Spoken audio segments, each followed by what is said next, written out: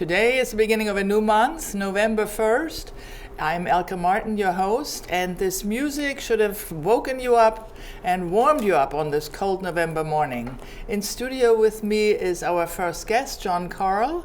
Good morning, John. Good morning, Elke. You all know John from dancing down the hallways? I don't know if you do that, but you dance in many places at Green Spring, in addition to being an actor often or in other roles being involved in the players, right? Right. Why don't you tell us about your past as it concerns dancing? Dancing, oh yes. Well, as most of you know, I had a career as an actor, a professional career for 35 or so years. And I was known as a triple threat actor. Wow. And that meant that I was trained in acting, singing, and dancing. Oh, okay. So dancing did creep into my background, and since I did a lot of musicals, mainly operettas, but there was dancing involved. And every time I auditioned, I always had to dance. Choreographer would lay out some steps, and those who were auditioned had to do those steps without assistance after just a brief run through. They just wanted to see how flexible you were. Is that a challenge? Yes, it is. If you have someone in front of you who's dancing the steps that they know, it's much easier to follow. Oh, yeah? Yeah, but if you have 3 or 4 patterns in a row, and you have to, and you've watched the choreographer do that pattern or those patterns maybe twice, you have to retain what that pattern is over that period of 16 or 32 beats, and then do it. And if you can't do it, they don't necessarily not take you. It depends on how important dancing is to the role you're auditioning for. So what are they actually looking for when that's part of the audition? Your memory? Yes. Oh, yes. Okay. How quickly you learn, because a lot of times there's only a week or 2 of rehearsals and then you're performing. Really? Yes. Oh. Not so at Green Spring. Not so at Green Spring, no. And at Green Spring, you do a lot of dancing, don't you? I mean, you are the teacher there, not so much following someone else, correct? Correct. I'm the teacher, so people are following me. Yeah. So it's a whole different role. Yeah. And I just picked that out of my past experience. And I teach line dancing. There's other kinds of dancing too, partner dancing, square dancing, ballroom dancing. Yeah. And I don't do that any longer. I now just teach line dancing. And you teach it to other residents and you teach it to staff, I believe, right? Yes, I have 3 resident classes and a staff class, which is a lot of fun. It's challenging to dance or to teach dance to people who are in their 20s, maybe early 30s. Yeah, I would think. They're very fast in learning.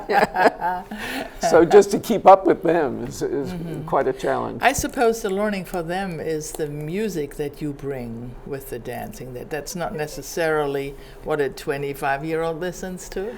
It certainly is. In fact, I ask them, what songs are you listening to now? Oh, really? And they're usually listening to the same radio broadcasts I listen to when I'm driving around. Okay. And so I usually know the songs that they're listening to. And then I check at Copperknob, UK, an English repository for line dances. And there are thousands and thousands of line dances. Yeah. And so I look and see if if there are any dances that have been choreographed to the songs that they like. Oh, I see. And then I will, if they're appropriate. Sometimes they're just too difficult. But at least if they're intermediate or high intermediate, then I know that the staff will be able to do the dance. So can you tell us what dance brought to your life?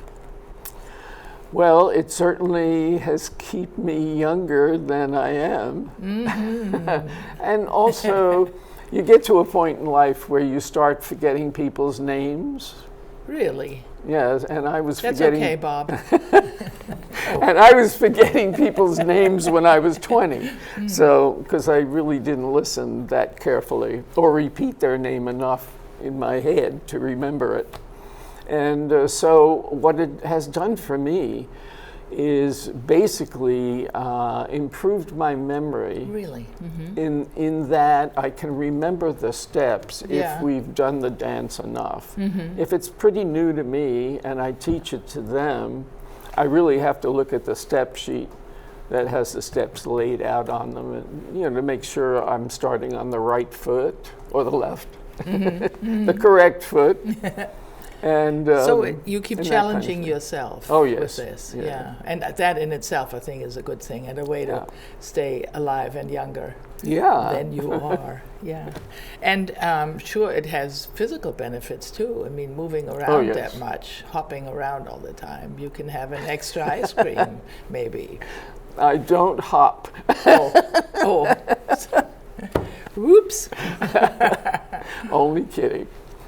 Yeah, it keeps me in shape. It keeps my weight down, that's for sure. Not that I couldn't use to gain a few pounds, but that's the way it is right now.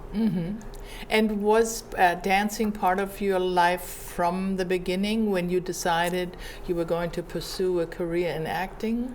Well, actually, my family were big into dances.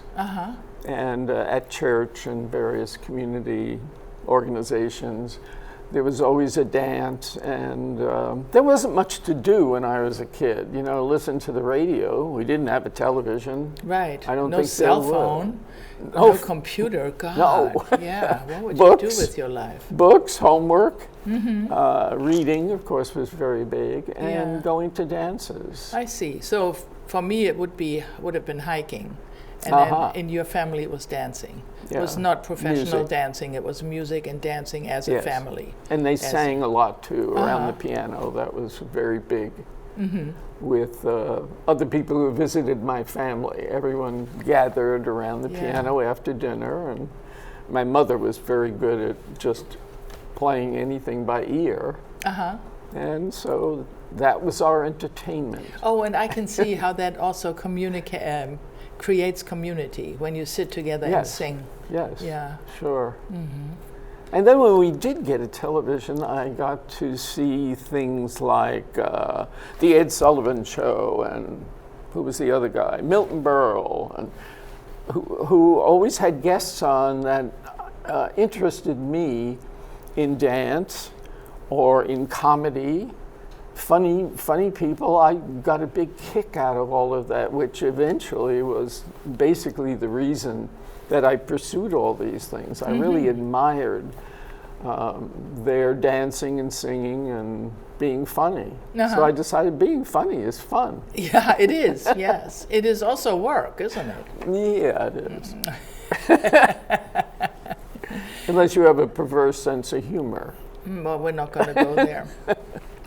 And then when you started going the professional route, is it automatically combined? When you learn acting, you also learn dancing, or they do is that encourage a decision? These days, I think it would be part of your degree that you might major in singing. Yeah. But if you were thinking about an acting career or a professional career, I mean, even to sing an art song, you really should, besides developing your vocal ability and flexibility, you really should take acting too, so you can get the feeling and the emotion of the song over to your audience. I agree, and you should train your body to move somehow in a way that goes and with that that would song. be the I'm dance. saying that because I have a friend who is a classical singer over in England, and sometimes when somebody videotapes his performances, I can see them, he sends it over,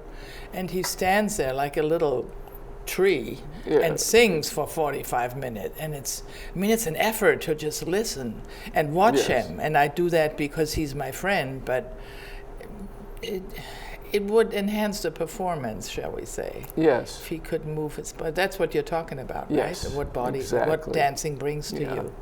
And the folks who can do that even a little bit really stand out. Yeah. In the profession, in opera or concertizing of any kind, recitals like that your friend does.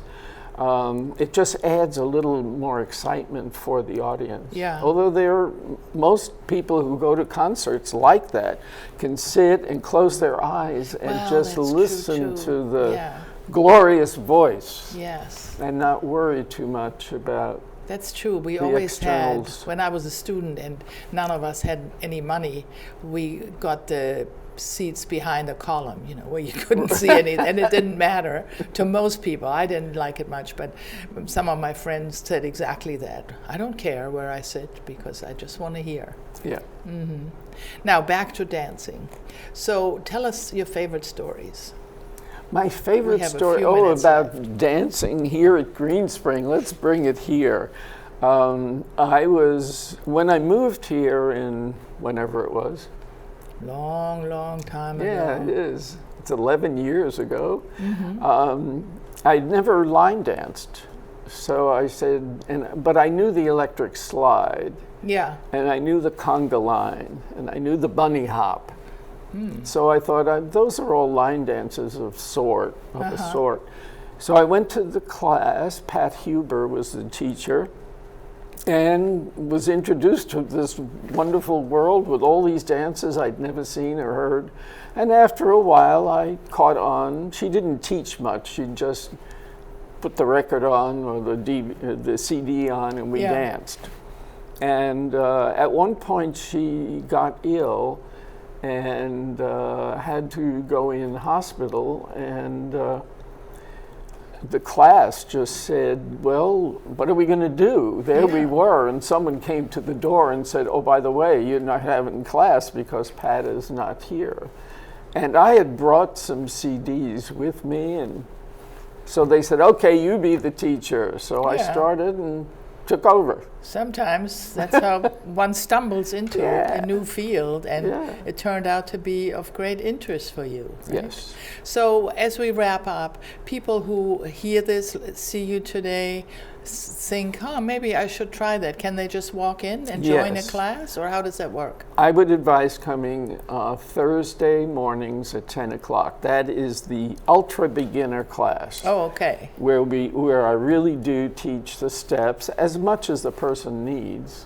And where is that? Right now we're in the lobby outside of the Hunters Crossing Conference Center. Down there where the outpatient rehab is. Yes, exactly. That's where I would start. Now, if you know dancing a little bit and you have some line dance experience, then come 2 o'clock on Monday.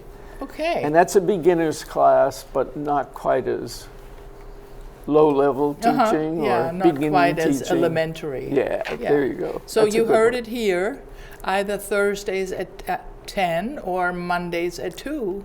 You can be part of the dancing joy here at Green Spring. Thank you so much, John, for being here with us. It was a pleasure.